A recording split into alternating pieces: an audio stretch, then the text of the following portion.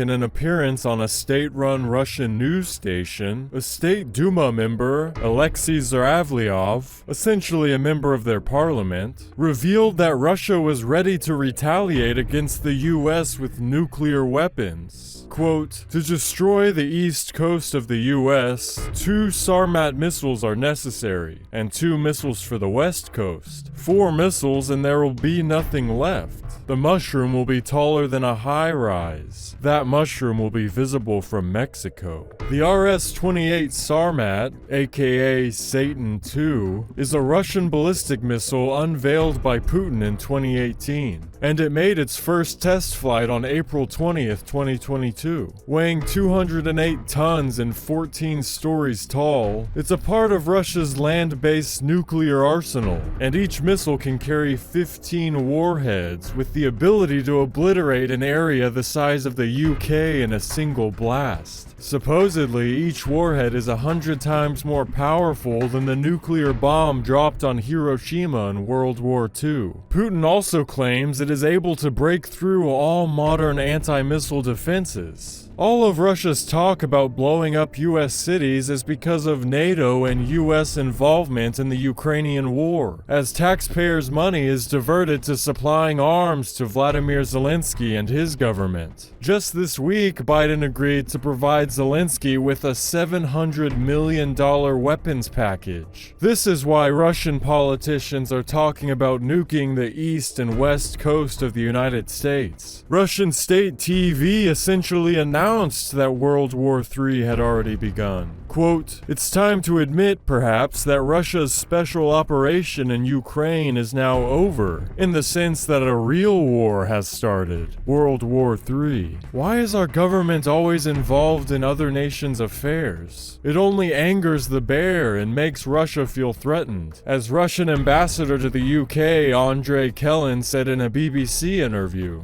We have a very strict provision on the issues of the use of tactical nuclear weapon, and it is mainly when the existence of the state is endangered.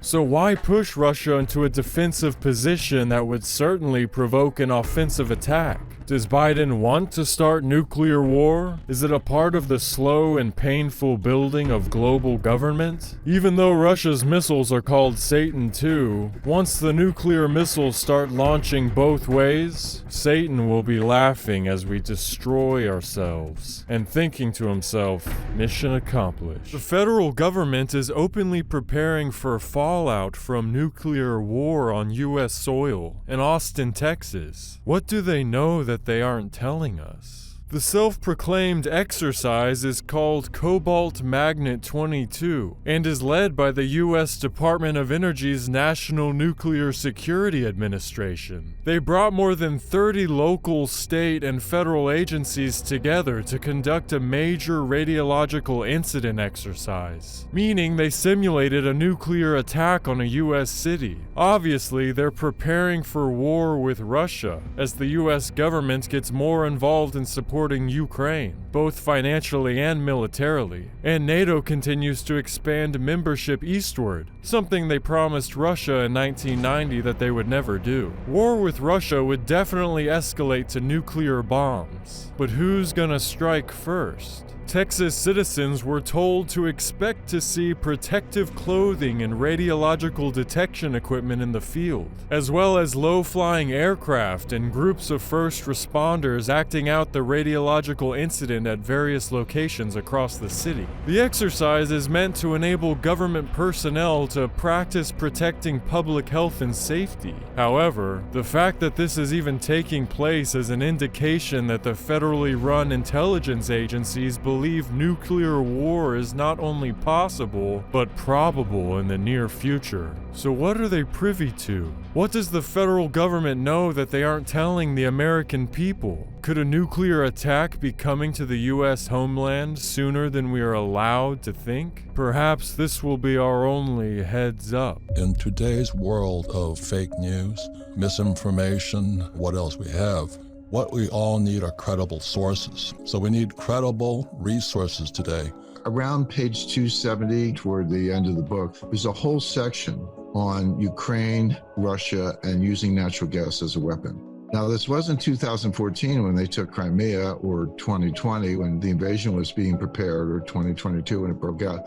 This was 2011. 11 years ago, I was saying this is going to be used as a weapon, and here it comes. So it's interesting that the war was completely unnecessary. Now you say you saw it coming 10 years away. You've always sounded the drum, like the dum, dum, dum, dum. You've been warning everybody. But in the last, I would say, year, your pounding has gotten louder. The message is similar, but your warnings are more dire, louder, more direct. So that's what we want to talk to you about today, is how dire are we? Where are we today? What is happening? Yep. You talked about Executive Order 14067. What is your concern on Executive Order, what was just signed with Biden and company only a few months ago? What is your concern, 14067? It has a number of parts, and the thing with executive orders, or for that matter, legislation, I can say you have to read the fine print, and you do, but you have to actually consider the hidden agendas. It's basically an order that accelerates the U.S. movement towards a central bank digital currency, so-called CBDC. These are happening all over the world. Beijing already has one. They're past the prototype stage. They kind of rolled that out during the Winter Olympics last February. Believe it or not, the Bahamas has a digital currency. There are a few other countries that have already gone in that direction. Europe is, the European Central Bank is very far along. The U.S. and the Federal Reserve, because they print the currency, they understood the importance of it. They were watching it, but they were taking their time, like, hey, we're the biggest payment currency, biggest reserve currency in the world, which the dollar is, and we don't want to race into something if it's not thought out. And they were doing a kind of a joint venture R&D program with MIT. Okay, and they got some experts there, so that seems to make sense. But all of a sudden, they accelerated it, and they said, no, we got to move fast on this, and we got to catch up. And that's what 14067 was about. But that's what you could get from reading. But what's the hidden agenda? First of all, just a little bit of background on central bank digital currencies. It's still the dollar. A digital dollar is still a dollar. A digital Chinese yuan is still a yuan. A digital euro is still a euro. So it's not a new currency, but it is a new payment channel, and it is a new form of the currency, if you want to think of it that way, even though it's still the dollar. And it goes hand in hand with getting rid of cash. In other words, I'll spend in a minute, we'll get into what the central bank digital currency, what the hidden agenda is behind that.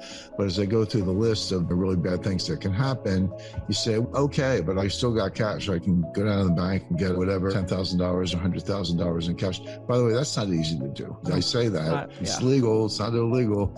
But try doing it. They'll tell you to come back, make an appointment. They don't have that much money. They got to ship it in. You better show up with like your birth certificate and 5 character witnesses, and then they'll report you.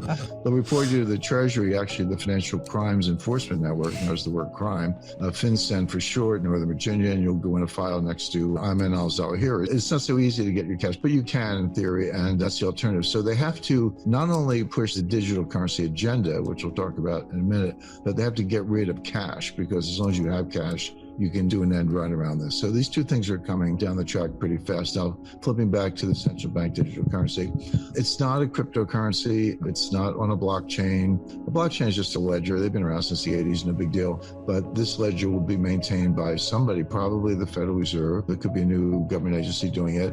It's like a bank account. So we might quickly end up in a world where I have an account at a bank, you guys have accounts at banks. Those banks are either members of the Federal Reserve System, or they're smaller banks that are correspondents of bigger banks that are members of the Federal Reserve System, like Bank of America or Wells Fargo. Heaven help you with Wells Fargo. But the point being, the banks kind of keep all the books. We might be in a world where you would have an account at the Fed. Everyone listening would have an account at the Fed. We'd have it on our iPhone or our Samsung or whatever our mobile phone is. And if I send you money, the Fed takes it out of my account, sends it to your account. End of story. Kind of like a Venmo type of thing with larger denominations, etc. That has implications in terms of disintermediating the banks. If you can do that, which you can technically, who needs banks? But the selling point is it's better, faster, cheaper, okay? Which it is. So for example, I go to a bookstore and I buy a book with a credit card. I say I get the book. The merchant, the retailer has this receivable. And so they sell it to what's called a merchant acquirer. Merchant acquirers are finance businesses that buy a whole bunch of receivables from a whole bunch of little retailers or even larger retailers. They then take that bundle of receivables, now we're talking hundreds of millions or more, and they deliver it to MasterCard or Visa, and then they get paid. Obviously, they make a little money on that. MasterCard and Visa then send those receivables to the banks that issue the credit cards, and then the bank sends me a bill and I pay the bill. So think about that. I buy a book, but you get 5 financial intermediaries. You get me, the retailer, the merchant acquirer, MasterCard or Visa, and the issuing bank. And the total fees are like 2.5%, 3%. So why do we need 5 financial intermediaries with, let's say, 3% fees to buy a book when you can just have an account at the Fed and everything whips through the Fed fast and easy and inexpensive? And that's all true. That is how it could work if you had this digital dollar. But let's assume the banks continue to play a role, because the Fed's job, people talk about, it's the Fed's job, reduce unemployment, squash inflation. Now they want a Green New Deal. The Fed's supposed to make sure that nobody lends money to ExxonMobil, even though we're out of oil. But those are like ancillary. The Fed's main job from the beginning, from 1913, really 1907 onward, is to prop up the banks. Like, that's why they're there. So I doubt they'll disintermediate the banks. But either way, you're going to have a faster, cheaper, better system for making payments. But what else? And this is the key, and this is why we're sounding the alarm a little bit on Executive Order 14067. So once it's digital, a couple things. First of all, they know your whereabouts. Now, they already know your whereabouts from your iPhone, unless you turn your iPhone off, and not just turn it off, but put it in what's called a Faraday sac, which is a special woven fabric, a metallic weave that blocks radiation. And by the way, do the same thing with your EasyPass and a bunch of other stuff. But unless you do that, then they know where you are through your iPhone or your Samsung or whatever. So they already know your whereabouts. We have facial recognition software. People go, I'm going to wear a mask and sunglasses and pull my hat down. Okay. They have what's called gait recognition software, GAIT, meaning how you walk. Believe it or not, everybody walks slightly differently. And it's like a fingerprint. So even if you're wearing a mask, they see you walking down the street, they're like, that's Kim, or that's Robert, or Jim, or as the case may be. So they already know a lot, and they know your whereabouts. But now they're going to know what you're buying, right? Because every product has a SKU, stock keeping unit code with a QR digital scan. They're going to know what you're buying.